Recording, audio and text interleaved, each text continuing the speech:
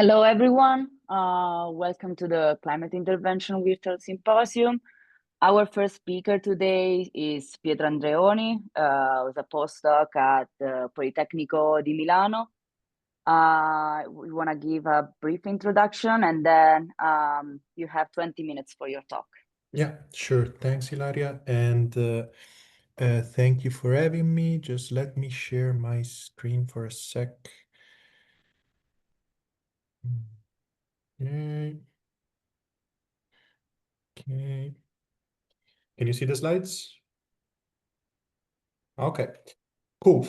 So yeah, I'm Pietro Andreoni, freshly appointed postdoc at Politecnico di Milano and visiting researcher at the Euro-Mediterranean Center for the Economics for Climate Change in Italy. And I spend most of my time doing research on climate engineering in general, so both CDR and SRM, and in particular, let's say, on the economic modeling side of it. And today I'm going to present some work that, well, this is actually mostly is going to be one paper that we wrote and now is under review with Daniele Visioni at Cornell and Massimo Tavoni, my supervisor. But perhaps if I have time, I'm going to also to give a little bit of a teaser of a follow-up that we are currently working on.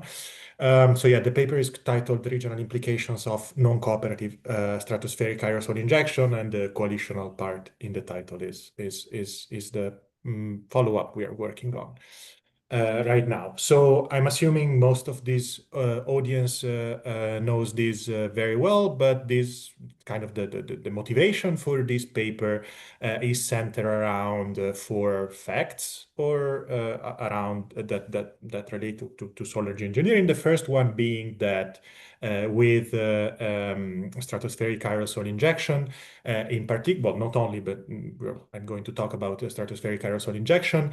Different injection strategies are possible, meaning that not only how much you do of geoengineering matters, but also essentially where and how you do it. And this can have dramatic implications for the pattern of cooling and other relevant climate variables. And in particular, as you all know very well, hemispherical asymmetric SAI provides uneven cooling and dramatic precipitation changes. And qualitatively, what we can say is that if you do geoengineering SAI only in the northern hemisphere, it will tend to stay more on the cooling will tend to stay more on the northern hemisphere relative to the southern, and vice versa. And as of precipitation, significantly asymmetric SAI will cause large shifts of the ITCZ, which affects monsoons. So precipitation, especially in tropical and equatorial countries.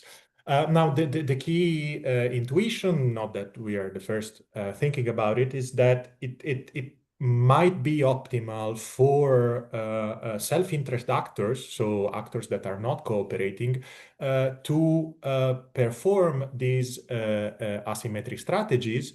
It might be optimal or forced by security constraints. So if you're thinking about doing an SAI program without the approval of the international community, you might be interested about security protection of your deployment fleet. And so you might want to do it within the boundaries of your sovereign territory, essentially. So that's one possible rationale for asymmetric deployment strategies under non-cooperation. And the second one being that it might be the case, or at least there is a significant literature stream that suggests that the preferences for different states over the climate, so temperature and precipitation, might be significantly heterogeneous across countries. And in particular, the main qualitative fact that this literature proposes is that cold countries might benefit from a certain level of global and therefore local warming, while countries that are already very hot would for sure have the largest damages from climate change, from temperature increase, but also they might be interested in reverting essentially climate change to pre-industrial level or anyway going back in time. In terms of precipitation, the literature is kind of younger, at least the top-down literature that I'm referring to here. But essentially, what this literature finds is that precipitation, so more water, is economically beneficial, but at the same time, extremes tend to be detrimental for economic output. So yeah, what we did is taking these facts and introduce and represent them into an integrated assessment model, a cost-benefit integrated assessment model, with the idea of better representing the physics and the incentive around SAI deployment. And with the final goal, the aim to explore the possibility space of deployment strategies and how they depend on governance assumptions, and in particular, the assumed level of cooperation or lack thereof across states. And then what we look at in terms of output is especially the regional implications of these strategies. So going beyond, let's say, the global level assessment that are typical of this kind of top-down economic literature, but give a very partial and limited outlook.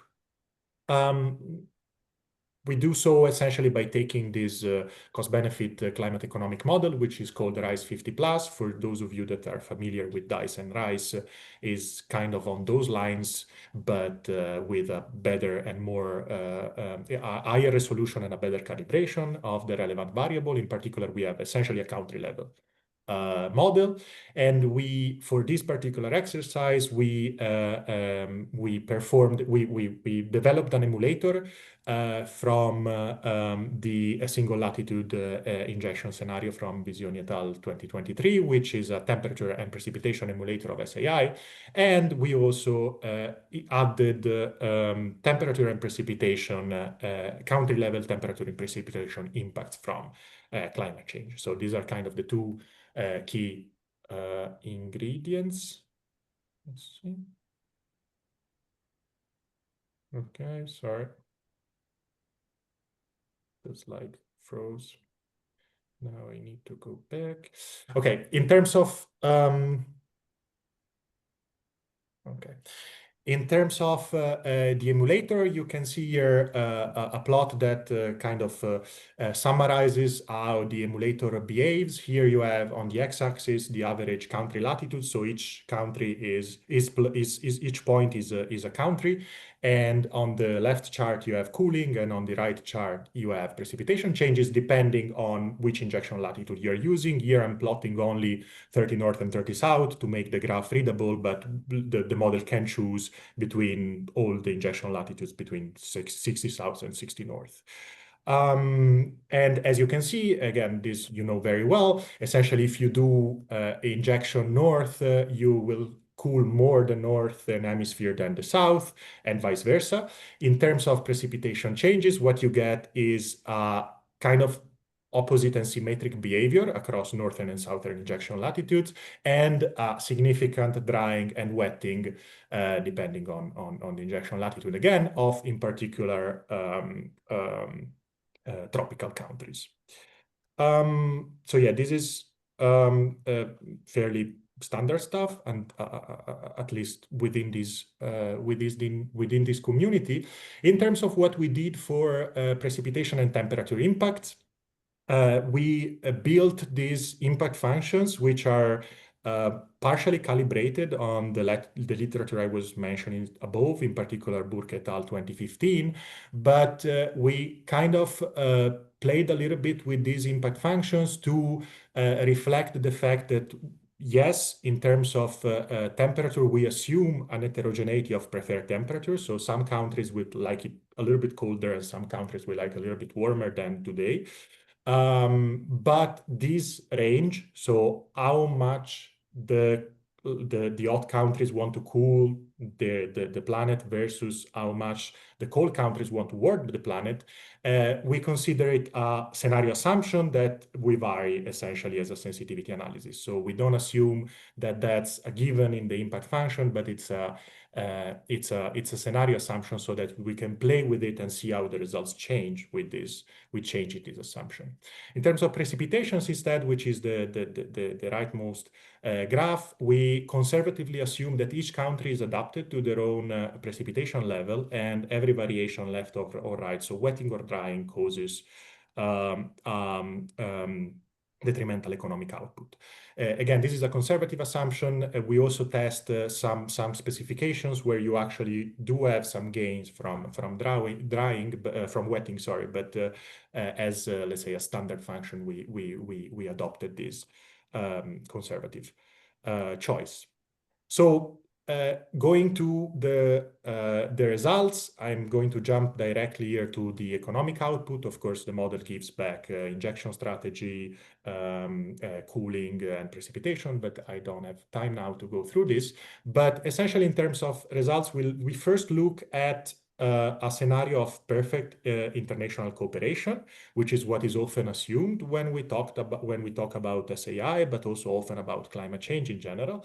And we look at two scenarios. The first one that is described here is where, yes, you have perfect international cooperation, but you only have emission reductions available. So you don't have geoengineering. And this is the green line that I'm showing here, which is again on the x-axis you have the average country latitude. So 1 point again is a country plotted at their average latitude, and on the y-axis you have the GDP loss in 2100. And as you can see by this kind of like hump shape, you do have significant residual damages even if emission reduction are available in a coordinated way. Now, this scenario reaches kind of 1.5 degree or slightly above 1.5 degrees. So it's like a success scenario in terms of mitigation, but still there are significant residual damages, especially in equatorial and tropical countries. And this is something that was already being, it's like, it stems from the assumption of these types of impact function. It's kind of like the same finding that you find, for example, in Tony's Harding paper on nature communication. And also similar to Tony's paper, what we find is that if SAI, so the blue line here, is done in a perfectly cooperative way, what you see is that these residual damages largely disappear. So you get to a global outcome, which is extremely beneficial, especially for tropical and equatorial countries, which are also poorer countries. And this desirable outcome is obtained via an injection strategy, which is roughly hemispherically balanced to contain precipitation changes and at the same time provide an amount of cooling that is kind of close to what everybody wants. Okay, so essentially cooperative, perfect cooperation, very good. This is not exactly new. What we wanted, what the big chunk of what we did here is also to look at what happens is that when you go, let's say, in the opposite extreme of the possibility space, and you try to look at scenarios of absolute non-cooperation. We do so by analyzing 4 scenarios. Now, this is the graph. I'm going to walk you through it because it's a little bit complicated. So I'm going to explain you how it works step by step. So the red line, the red column now is the 4 scenarios that we consider for Brazil, India, China, and the US as deployers. And in each scenario, only that specific country can do the SAI. So no one else has access to the technology, which is a useful simplification because it allows us to see how the output changes when different actors perform the SAI according only to their own interest.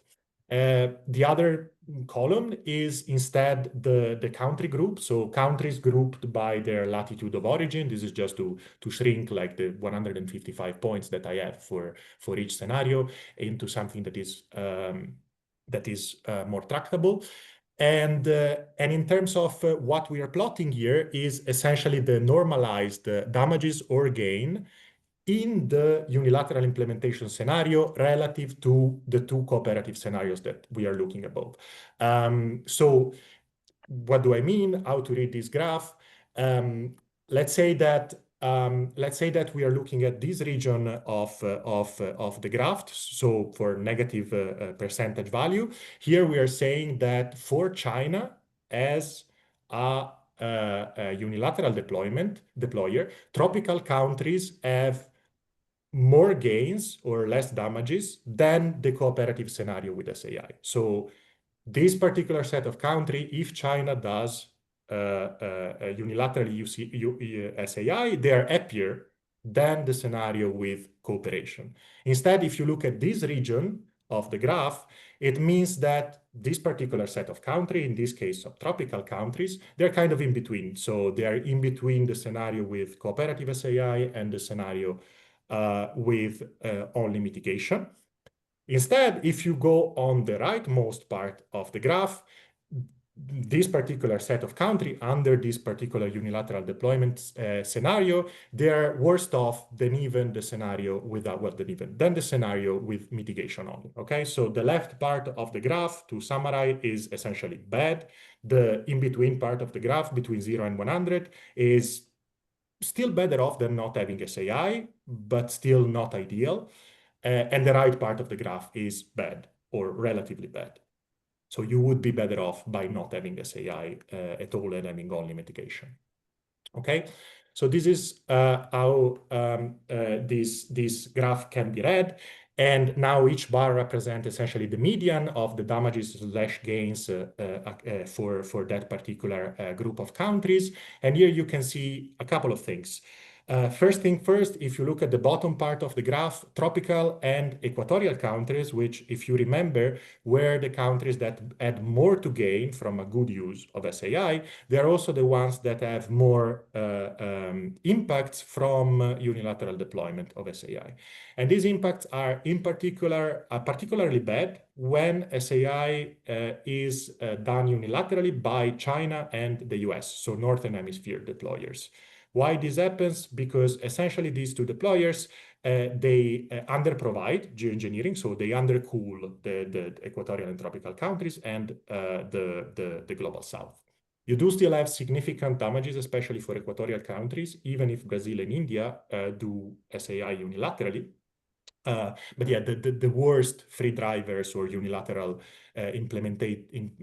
countries that can implement unilaterally in these scenarios are by far the USA and China, which is kind of opposite to the narrative of the desperate India that then causes very large damages due to SAI. The other interesting thing that you can see here is that when you go instead on the top part of the graph, so you look at high latitude countries, these countries, they always gain, so they are better off in case of unilateral implementation of SAI than even with the cooperative SAI. Why this is the case? It's essentially because what we assume for cooperation in these scenarios is that countries either cooperate both on SAI and mitigation, or they don't cooperate on either. So essentially, these countries are happier when in case of non-cooperation, because they can still enjoy some level of SAI done by someone else, so they don't even have to pay the cost. And at the same time, they can abandon mitigation effort. So the story there is mostly a story of free riding of mitigation more than damages coming from bad SAI. So the three high-level conclusions that we got from this exercise is that we do find significant climate risk from bad SAI governance or lack of cooperation, and this climate risk is especially concentrated in equatorial and tropical countries, which again are also the ones that gain the most from the good use of SAI. So you have kind of asymmetric risk-benefit, I guess, concentrated in the same regions. We also find that the riskier free drivers or unilateral implementators are skewed to the global north, so the USA and China. And these, generally speaking, also global north countries also have the lower incentive to counteract unilateral deployment as long as they can free ride on mitigation, because for these countries, the mitigation costs are the most important voice of cost, because they are less, or they are assumed to be in these economic impact functions, less sensitive to climate impacts. So yeah, this is what we concluded. Now I'm also almost out of time, just to saying that as of now we are working on essentially expanding this paper to consider coalitions, because of course both perfect cooperation and absolute non-cooperation are extremes of the possibility space. So the question that we are dealing with, and I'm happy to answer more detailed to answer questions of these and give a little bit more detail. But what we are wondering is what happens when we relax a little bit. So starting from still scenarios of very imperfect cooperation, so essentially small coalitions of a few powerful countries, what happens to the damages to the rest of the countries not belonging to the coalition? So do you get very close to the perfect solution, to the good solution, even with highly imperfect cooperation, or instead you need almost or perfect cooperation to get to a decent level of, to a desirable, let's say, SAI outcome? And what we've found so far is that essentially, yes, it's small coalitions in most cases are enough to provide a desirable outcome, but at the same time, this is kind of preliminary results, especially because we didn't run stability analysis so far. So yeah, just keep the second part as what it is. So kind of a teaser of what's hopefully to come, but I'm going to stop here. And if you have any question, I'm very happy to answer them. Thank you, Pietro. You were exactly in 20 minutes, considering that we start late. Cool. We have 5 minutes for questions. Mike, you're the first.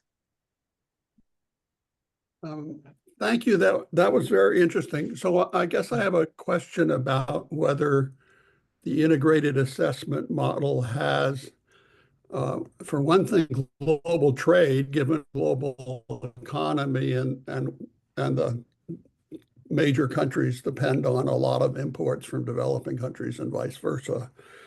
And if it has environmental refugees, that if you get situations so warm in the low latitudes, I mean, there are episodes, heat episodes of 45 degrees C in India and everything. People are going to be dropping in the streets, and so people in low latitudes are going to be pressuring to go to mid latitudes. Are those factors included in the model, or is it just in terms of global average temperature or decadal average temperatures? So is extreme weather included in what's in the models? Yeah, so the short answer is no. We don't have either trade or extreme migration effects, so spillover across countries essentially.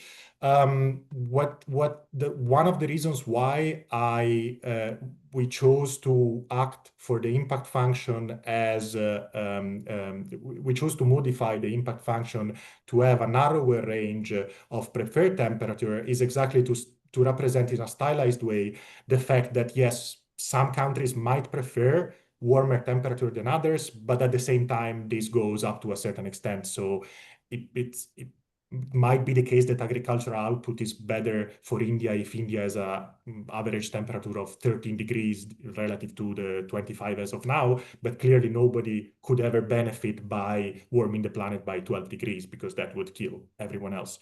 So these spillovers are represented in a very stylized way in the way we built the impact function, but they are not explicitly there. So the way I'm kind of thinking of tackling that is by using the coalitions. So essentially what I must, once you have a coalitions where, let's say, the US and India are together, then you are kind of caring the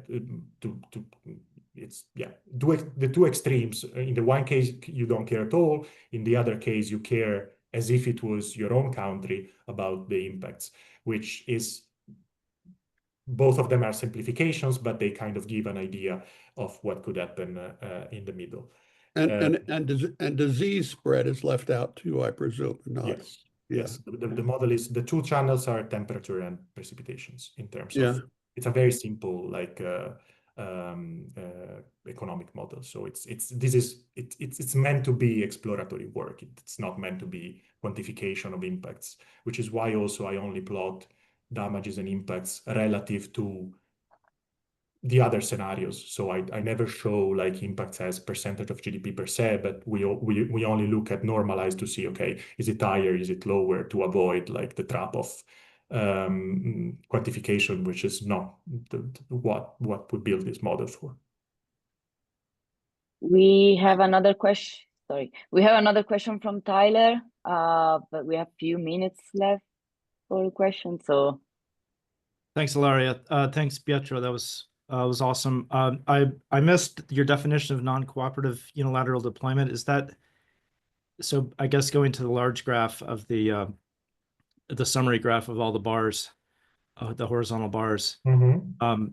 That's if who is deployed. That's if the U.S., say, for instance, is deploying in the Northern Hemisphere only.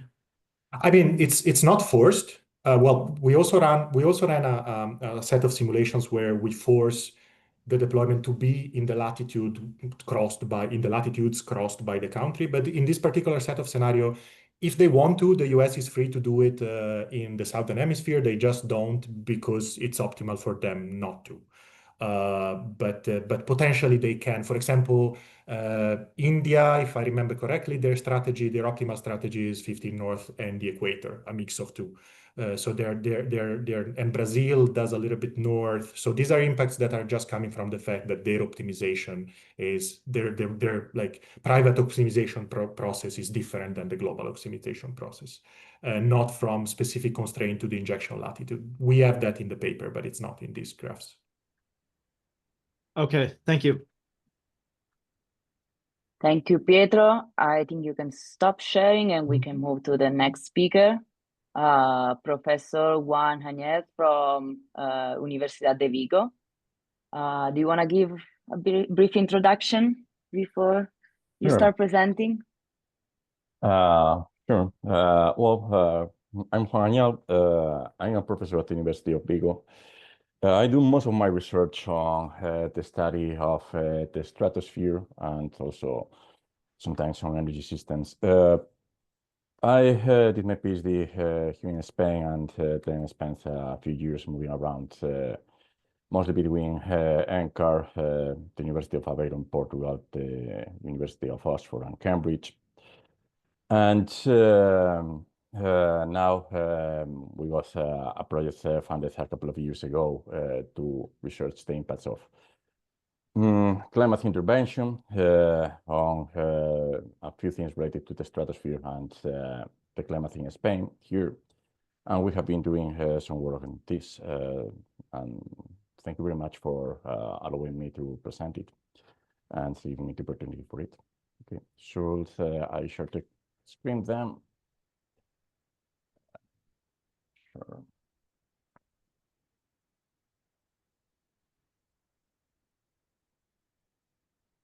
This one, yeah.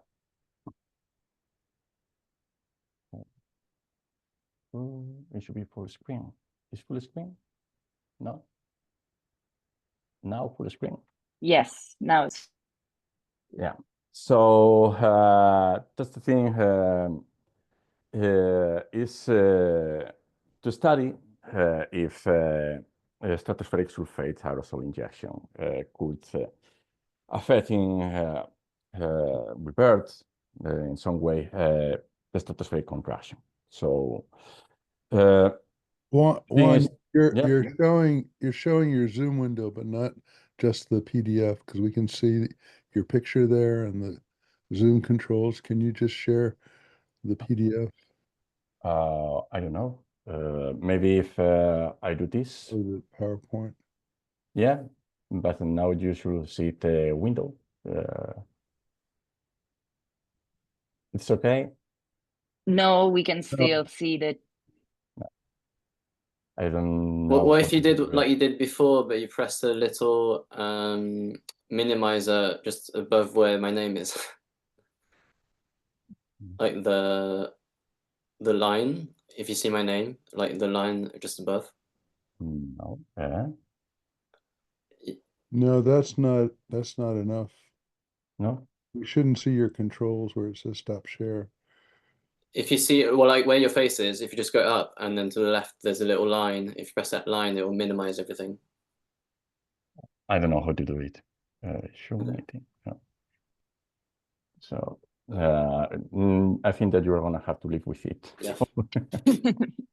Well, it's not gonna affect too much the presentation, I think. Okay. Okay.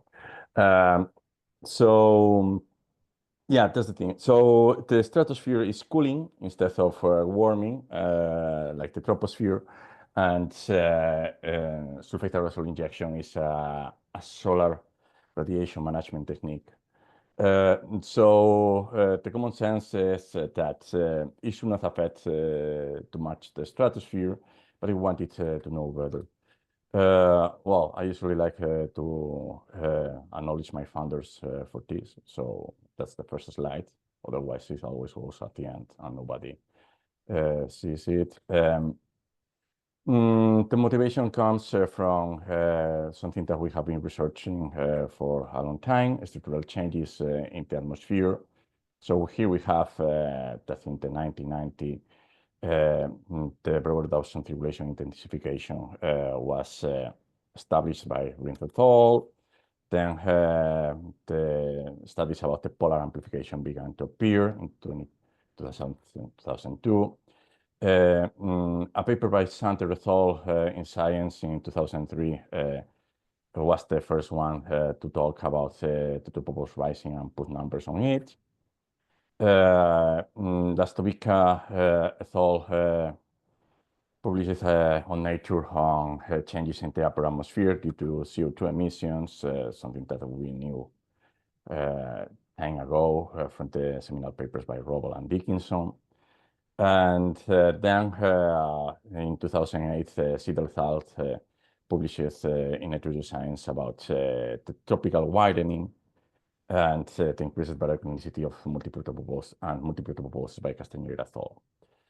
Then in 2021, in a paper that I co-authored, we were, for the first time, we put numbers to the level of a stratospheric contraction using CCMI models.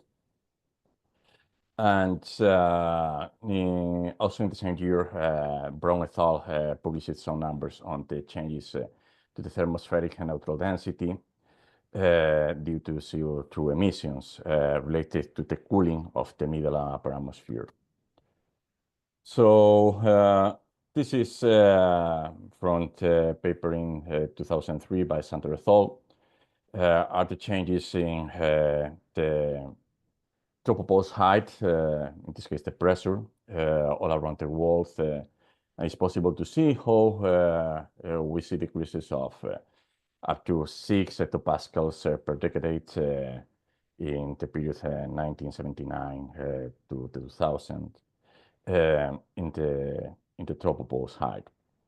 This was 20 years later in 2021 reviewed again by Menke et al. In another paper published in Science Advances.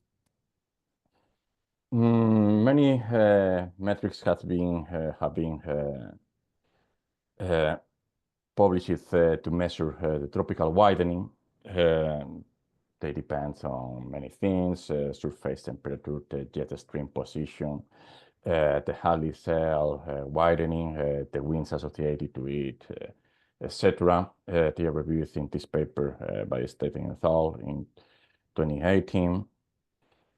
But the thing is that the tropics are widening due to climate change. And this is from our paper in 2021 and it's the change in the stratopause height due to CO2 emissions, where on the left we can see how it was for 1960, 2018, and on the right panel we can see the projection for the future. We see how the stratopause is coming lower in height. And as a result of the tropopause rising and the stratopause decline, lowering, we have a contraction of the stratosphere. So in this plot, we can see the change from 1960 to 2080 from the ensemble of CCMI models, where we can see how the stratosphere is contracting approximately 11 meters per year due to the CO2 emissions. And associated with it, we have changes in the density of the layer. This is important because it affects a lot of things like operations of satellites, etc.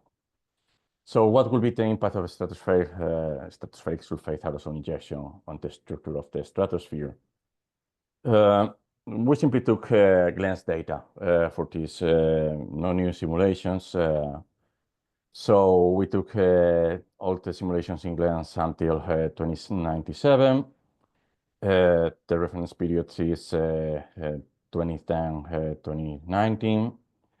We compute the stratospheric thickness as the difference between the height of the stratopause and the height of the tropopause, defining for the tropopause using the WMO definition, and for the stratopause as the level of maximum temperature between 40 and 60. 60 kilometers. We use the potential height as proxy for geometric altitude, and the analysis is performed by months from only means to capture the semi-annual variations in the tropics, and the trends are computed using the tail chain estimator and the significance using the Mount Kendall test. So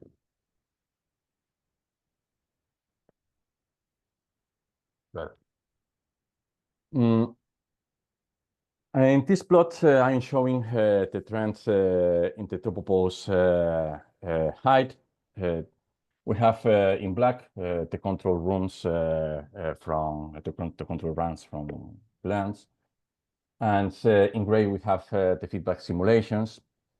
All the trends are significant, except a few ones around the value of 0 for the tail chain estimator. And we can see for all the months of the year, this is averaged for the period of the study, how the tropopause height in the trend is negative.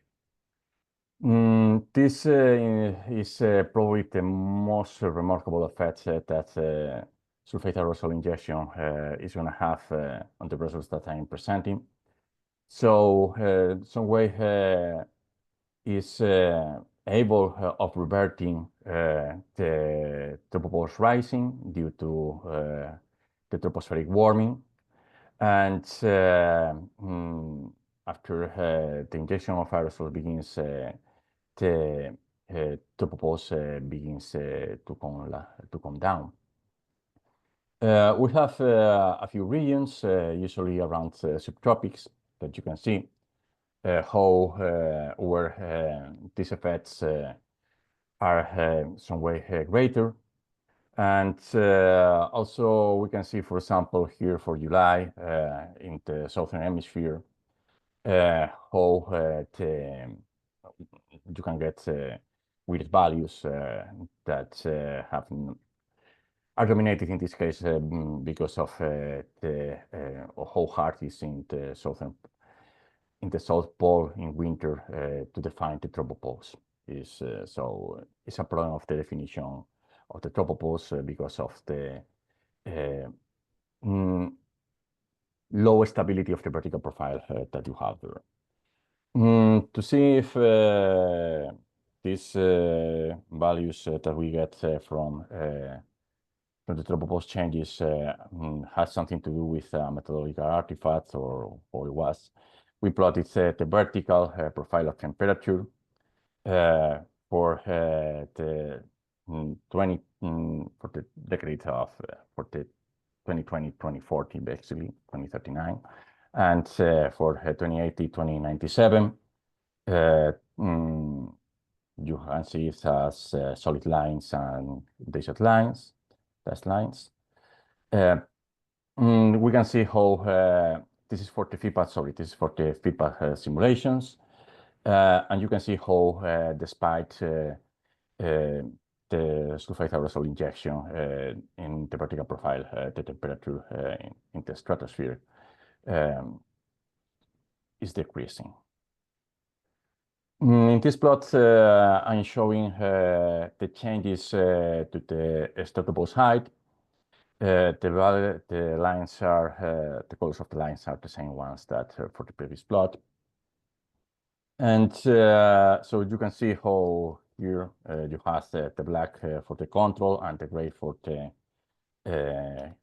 feedback simulations. You can see how under the feedback simulations the trend of the stratopause height is in some cases even more negative than under the control runs. This has a final effect that is the change in the stratospheric thickness. And you can see here, however, how the thickness in the feedback simulations is decreasing less. That is, the stratosphere is contracting less. That under the control runs in the, let's say, observed climate change scenario. This is due to the fact that the tropopause lowering that is provoked by the sulfate aerosol injection is dominating over the stratopause decline lowering that continues to happen under climate intervention. If we plot all together the different layers and the thickness of the stratosphere, which you can see here, so you have in blue the tropopause height, in red you have the stratopause height, and in green is the stratospheric thickness. You can see how so I mean the lighter colors represent an evolution. So you go from the darker shade in 2020 to 2039 to the lighter color in 2080, 2097. You can see how actually the stratospheric thickness continues to decrease for every single month, and how in this case, sorry, is decreasing in the control runs as it's expected, and for the tropopause it continues to rise here. If you go to the feedback simulations, in this case, it doesn't change so much, but however, in this case, you can see how the darker colors for the tropopause are on top of it, and the lighter ones are below the darker ones, which means that the tropopause is lowering, in this case, in the feedback runs, and also how the stratopause is lowering, and the stratospheric thickness continues to decrease, but slightly lower than you have in the control runs, as you can appreciate. With this, we have got a few conclusions from the analysis. So the engineering scheme that is in glance seems to counteract part of the stratospheric contraction. But it does it by leading to a stratopulse descent that is quicker than the tropopulse descent. Sorry, yeah. No, a tropopulse descent that is, sorry, shorter than the tropopulse descent. In glance, the whole stratosphere descends a step in the polar winter. This means that you're actually moving all the stratosphere down. The stratospheric expansion can be found for some regions and months, but it's circumstantial. The tropopause drops instead of rise compared to the original position. And the stratopause descends more than under climate change scenarios. I think that I have not mentioned in the plots, but you can see is that SIA is able of reverting part of the tropopause widening. And in this way, could we say that is reverting tropical widening? Some people says that the tropopause widening in the tropics and the high level widening is not the same that tropical widening due to climate change. And another thing is that SIA does not solve the stratospheric cooling. That will be something important, obviously, and the contraction problems caused by anthropogenic climate change. A final note that I wanted to make, maybe you could ask, you could be wondering if how is the role that is played by ozone in all this. From the initial works that we did, the CO2 emissions in the stratosphere are a dominating factor in the stratospheric cooling and contraction. And ozone recovery are not able of counteracting the role of CO2. So we have not cared too much about it in this study. So, and that's the thing. Thank you very much for your attention. And I think that I'm more or less on time, 15 minutes, maybe. Yeah. Thank you, Juan. Do we have any questions from the chat, or not from the chat, but from the audience?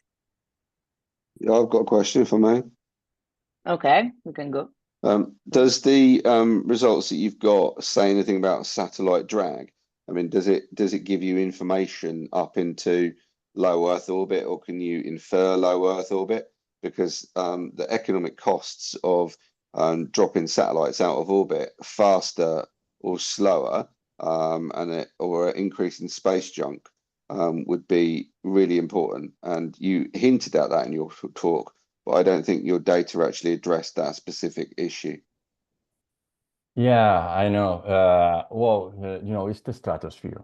So the problems with satellite drag are more related to the thermospheric density. And we have not looked so high. What I tend to think is that the change that you see in the stratopause is not going to be moving, let's say, all the layers above also down, but and it's not going to affect to the neutral density of the thermosphere. So my guess is that whatever you are doing with sulfate aerosol injection in the stratosphere is not going to have a sensible impact on or make a difference for the satellite drag due to the loss of density and the cooling of the upper layers of the atmosphere. I don't know. What do you think?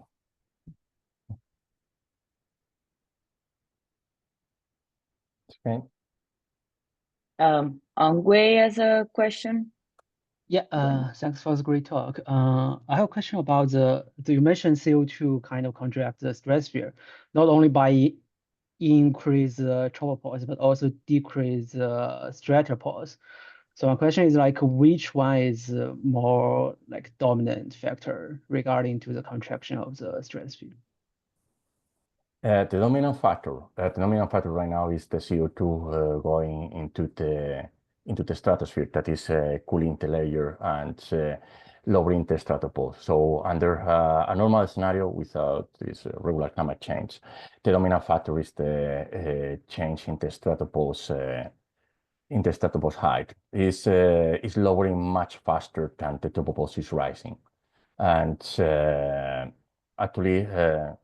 We have done some additional research on this. The results that I presented here were of the 11 meters per year were done with CCMI models. We have a paper now about to submit with new results from SABRE data and also from reanalysis, and our estimations are that the stratospheric contraction due to the stratopause lowering are substantially higher than we had obtained from the models. Cool, thanks.